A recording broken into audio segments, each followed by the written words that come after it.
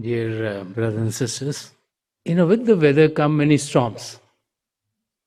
We can have tornadoes. We have all these hailstorms. And they become very, very difficult. And so, while living in Chicago, you understand that irrespective of whatever difficulties that are coming to you from the weather, that you have to keep on going on. Life has to go on. As we all know that the forecasters of weather are generally not correct. There's this interesting saying over the years that the job of a weather person is very secure because they could be wrong more than 50% of the time. They still have their jobs. And so there's this story about this young kid. The young kid heard the weather report, and in the weather report they said it's going to snow tomorrow. So he was very excited. He's going to make a snowman and he's going to play outside and have fun. And he got up in the morning and the sun is out there bright. And he talks to his mother. He says, "Mother, did you hear about the forecast yesterday?" And the mother said, "Yeah, I heard about the forecast." He said, "I don't know what happened." And the mother said, "I think God did not listen to the forecaster last night." And so difficulties come in when we don't expect them.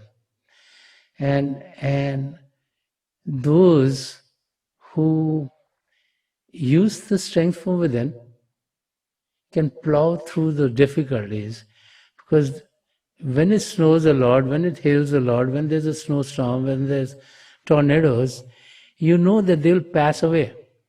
They may take a few hours, they may take a few days, depending on the length. But then they will go. And so when you live in a city like Chicago, you realize that. There are times when, snow could be 15 inches in one day. There are other times when there's hail there. There are other times where the winds are very, very high, especially if you live in the city. But you know that those times will pass too. And so when we think about meditation, that is what we need to think about. Because even when it's very cloudy, even when there's, let's say, hailstorm coming, you know that that will pass and the sunshine will always be there. Many times, it could be raining very heavily, and let's say you have to go someplace, so you get out of the city even, so you get to the airport and the planes are taking off, unless it's freezing rain or something. And you get in the plane and it's all raining and cloudy and dark, and then the plane goes above the clouds. And all of a sudden, you find that the sun is out there. And so similarly, when we think about meditation, we all know that what derails us from us meditating properly are our thoughts. And our thoughts are coming from the mind. So the culprit is our mind, and that's the one which sends tornadoes and all kinds of other disturbances into our system. Here, we close our eyes and we're looking at the inner light, and it's beautiful. And bingo, the mind sends us a thought. The thought could be about anything. And when we start to think about where our thoughts come from, or what is the basis of the thought, it's very interesting that they all relate to either anger, or greed, or attachment, or ego. These are the areas from which the thoughts come. All of a sudden, either we get angry at someone because they did something wrong to us, because what we wanted did not happen, or someone did something that we felt was very wrong, and anger comes in. And as soon as anger comes in, that's like a big tornado. Thoughts come because of greed. You're watching the beautiful, let's say, sunrise and say the red rising sun. And all of a sudden, you think about having more things, getting more possessions, getting greedy, and taking more than what is your share. And those kind of thoughts start to come to you. As you're meditating properly, you might have thoughts about attachment. You start to think about your family, about your friends, about your pets, about other things that you love in life, that you think are very close to you. And those that bring attachment to you are the ones whose thoughts you start to have. And then finally, the biggest culprit is our ego. We might be enjoying the serenity within, and all of a sudden we have thoughts about us being the ones who are responsible for everything. It did not rain because I took my umbrella with me outside. Me, me, me. It's like, it's because of me that this thing happened, or it's because of me that this thing did not happen. And so the ego, which gets the best of each and every one of us, is what starts to distract us through the thoughts in our meditative practices. So the key is to be able to understand that these thoughts are not going to remain there forever. You let them go.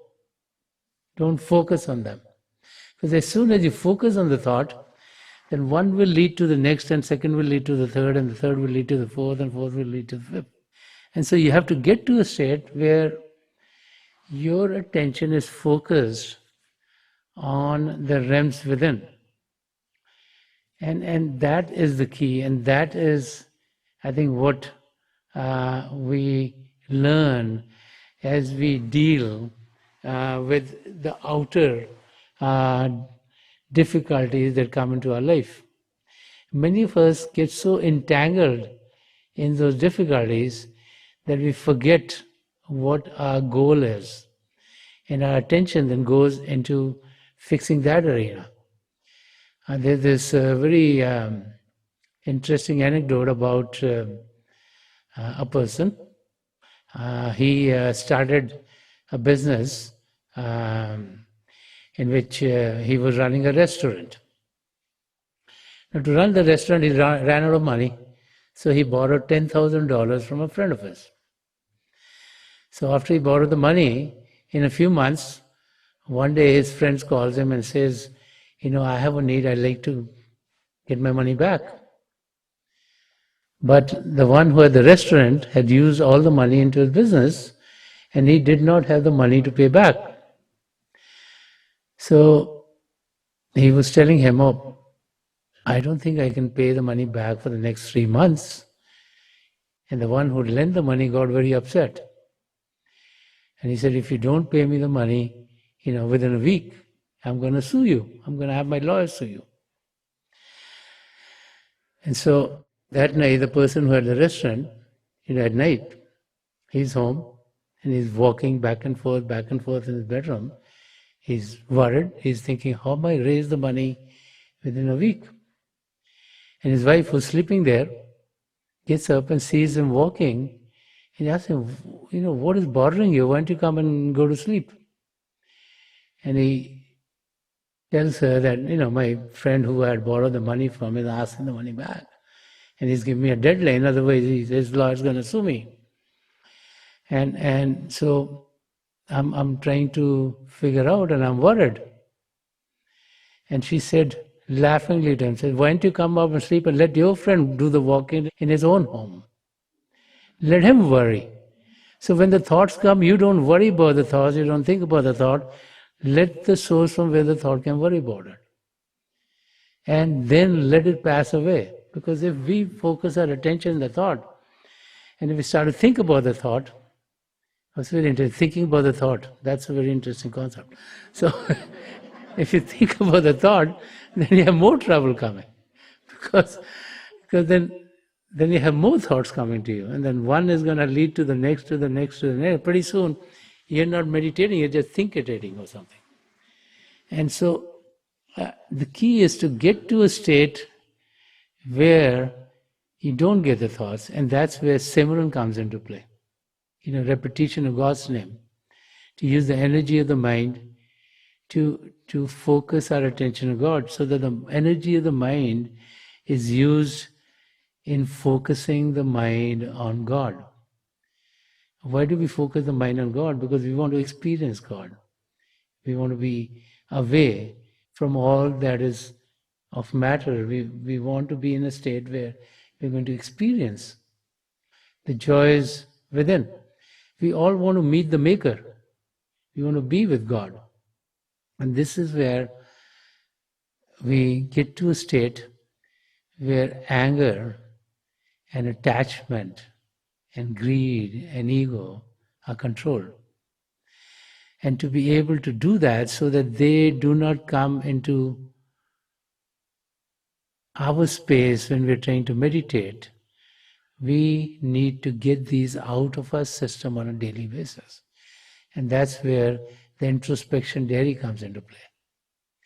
The introspection diary is a tool for ourselves, it's not for anyone else. It's to introspect how we are doing.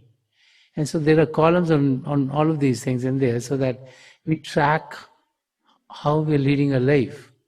And when we fill it, we need to fill it truthfully, because it's not that the paper is going to go to someplace else and we're going to get a marking. It's for our own benefit. And so as we focus on the introspection diary on a regular basis, we will find that we will be able to weed out these difficulties one by one.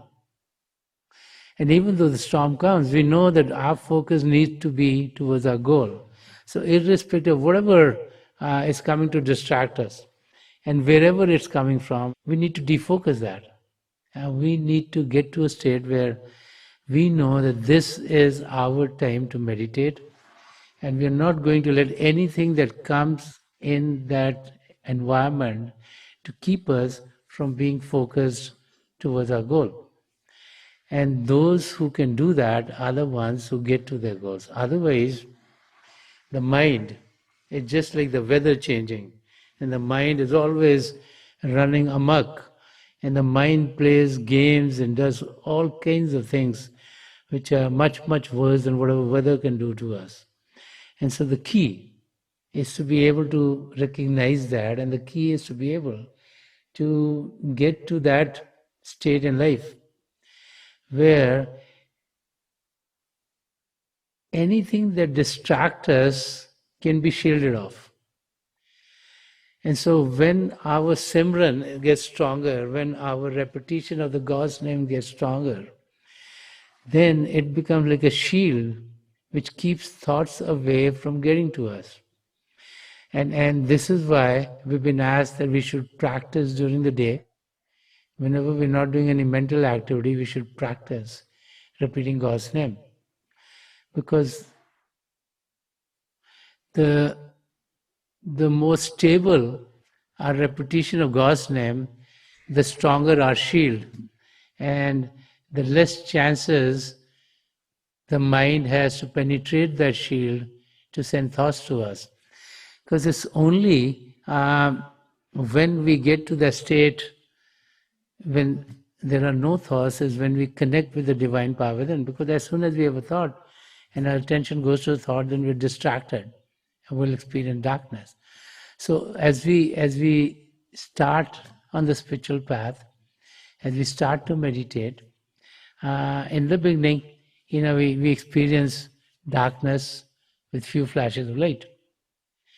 But as we gradually get to a state where our thoughts are getting less and less and less to come into that arena, then we'll find that we are experiencing more and more of the divine light within. And as we start experiencing more and more of the divine light within, then we find that the time for which we sat is producing a lot more happiness and a lot more joy into our being. And when that happens, that it reflects on every other aspect of our life. We find that our relationships with others get to be more congenial. We find our activities in all aspects of life get better and better, because when we are happy on the inside, when we are fulfilled on the inside, then our interactions with everyone else on the world outside get to be very loving and caring and joyous and happy and peaceful and calm. And those are the states that we want to be in. Because wherever there's turmoil, because if there's anger, there's turmoil. If there's greed, there's turmoil. If there's ego, there's turmoil. If there's attachment, there's turmoil. Because we're always worried if something that we're attached to will be taken away from us. And when we have ego, we're always just like talking about duality, because we're thinking about us as being different than someone else. If we are greed, we are always thinking of taking more than we should. If there's anger, then definitely, in anger, no one has control over themselves, and we lose control over everything that we do. So that brings turmoil. But to meditate, we need to be calm. We need to be peaceful. And so everything that keeps us away from turmoil is really, really good for us. And those are the states that we want to be in. And so as we learn those techniques of being able to focus in the spiritual arena, as we learn the techniques of being able to shield ourselves from the thoughts, then we will find that we will be able to have those meditations which are very uplifting for us, which are making us calmer, which are bringing us closer and closer to the divine, which are fulfilling us, and our steps towards a goal would be coming very, very rapidly.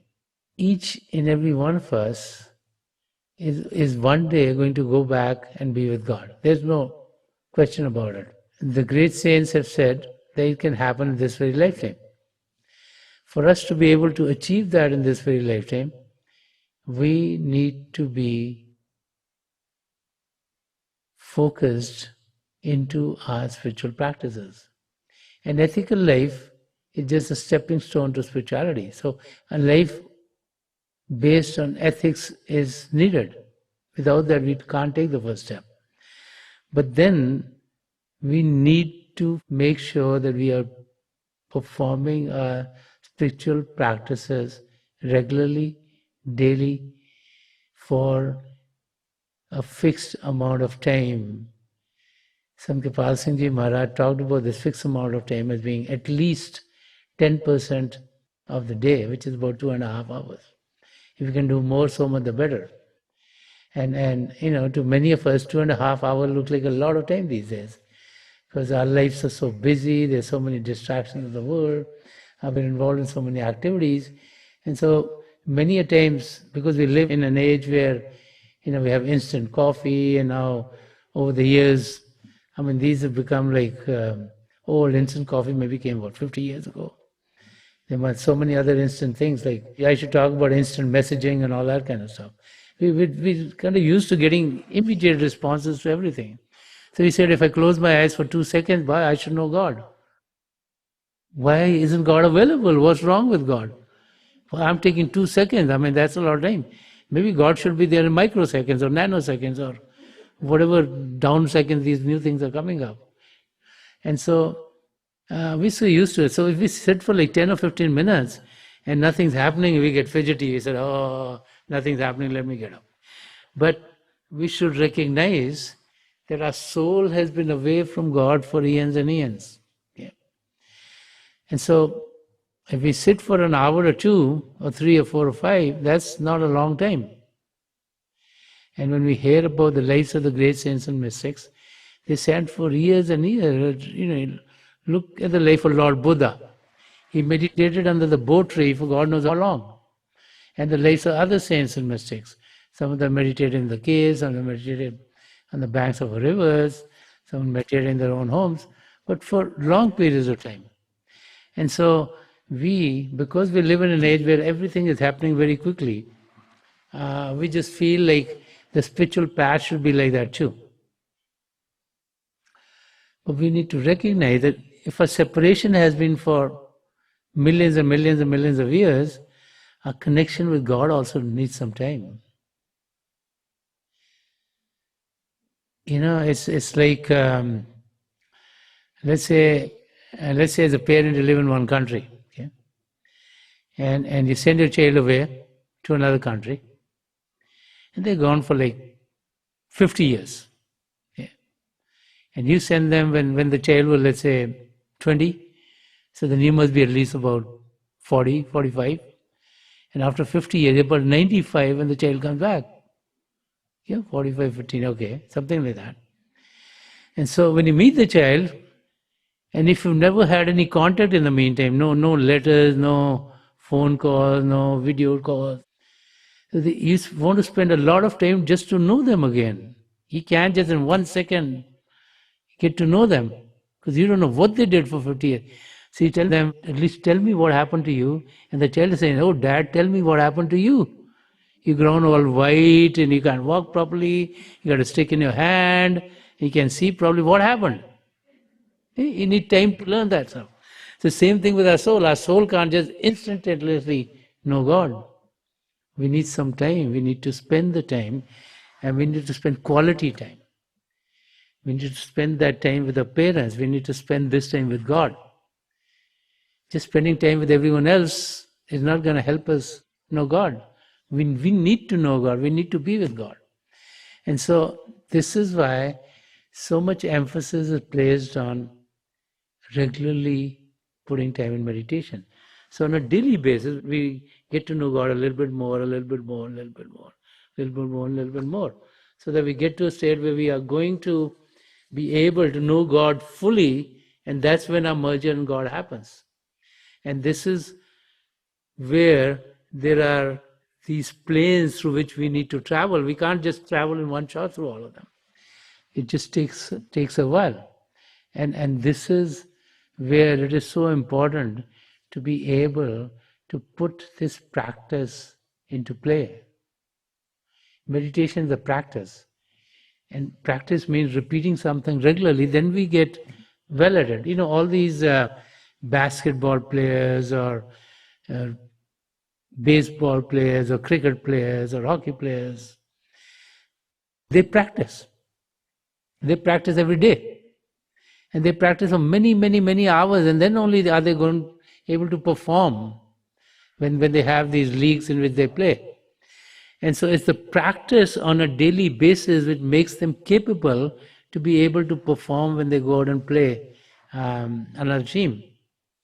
So it's the same thing with us. If we don't practice and we say, oh, I'm going to meet the Maker on the day of my death anyway. If we haven't practiced what to do, what to say, what we're going to do, how are we going to benefit at that time? We are going to be unable to perform as we should perform, which is by practicing, we become an expert in whatever we are practicing. If you're practicing sports, we become an expert in the sports. If you're practicing, let's say, being a painter, you become an expert with that thing. If you're practicing being an accountant, you become an expert in that thing. If you're practicing like IT stuff, you become an expert in that thing. So by repeatedly doing something daily, you get to know that subject well. And so for us who want to meet God, for us who want to be with God, we need to practice meditation on a regular basis. And as we do that, then we'll find the joy in the meditative practice. Let's say you're a runner. Let's say you're practicing for a 100-meter dash. Yeah. So I don't know what the current time is. It used to be 10 seconds, but I think that's been broken a few years ago. So let's say your goal is to hit 9 seconds, and the world record is 9.3. Okay? And you practice and you practice and you practice. And one day, instead of 9.3, you hit 9.29. Boy, you're so happy. You say, hey, I can break this stuff. Because you practiced and you got there, and then It gives you happiness. So it's the same thing with meditation.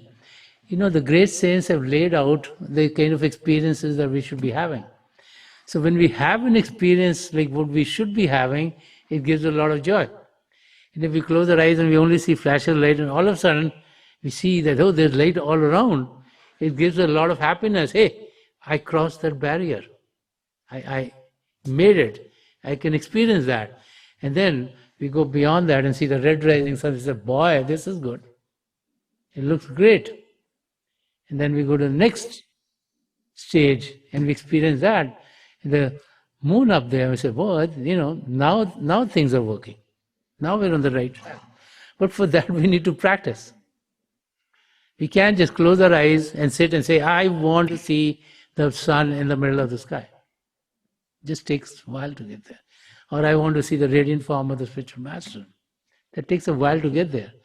We can all get there. It's all a question of practice. It's a question of doing it regularly. It's a question of doing it with zeal and passion.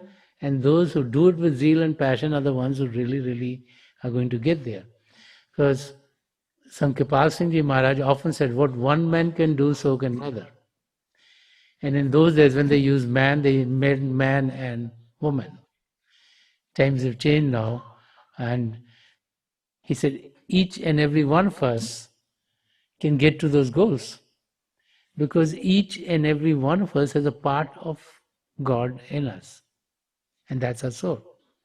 And our soul is full of the love and light of God. Unfortunately, we are shrouded. Just like, when you go in the plane, even though there are clouds there, you see the sun. We are unable to experience the divine light of our soul. But as we practice, we're able to peel those layers off. And as we're able to peel those layers off, then we realize that the sun is shining beautifully. That the light of God is there. And as we experience the light of God, more and more and more as we practice regularly, more and more and more, we'll find that on the inside we get fulfilled, we get happy that we've achieved something, and that propels us to achieve something more. Because then we know that there's something more to be achieved. And so we need to get some experience. If we don't have any experience, then it becomes very difficult. And the reason we don't have an experience is that we don't spend enough time in our spiritual practices. We start to spend the time, but then we are kind of distracted because we feel like we are not reaching the goals where we want to reach. And so we might sit for a few minutes, and in that minute, if we are not able to still the body, we're not able to still the mind, then we get kind of in a state where we feel, hey, I might not experience anything, and we give up. But if you live in Chicago and you're living here in the winter time, you don't give up. If you have to go to work, you go to work. If you have to do anything and there's a storm, you go out and do it. So when we need to meditate, we need to meditate. We should not let anything come in the way to stop us from being able to meditate properly. And the key is to get our thoughts out of the way. So let us meditate for a few minutes. Please sit as comfortably as you can. Close your eyes very gently, just like you close them when you go to sleep. Your eyeballs should be straight, focus 8 to 10 inches in front of you. And as you close your eyes, those of you who have been initiated in the mysteries of the beyond, please do your Simran. And those of you who are new here, please repeat any name of God that you feel comfortable with. The repetition of God's name should be done mentally and not out loud. Right in front of you, our light will sprout forth. Please keep your focus right in the middle of the experience. I pray to God Almighty and to the three great spiritual masters of the past century, Hazur Baba Sawan Singh Ji Maharaj, Param Sant Singh Ji Maharaj, and Dayal Purush Sant Darshan Singh Ji Maharaj, to help each and every one of us here connect with the divine power within and to experience the divine light in its effulgence. We'll be sitting for a few minutes. I'll be getting you out of this meditative state at that time. and my best wishes are with each and every one of you.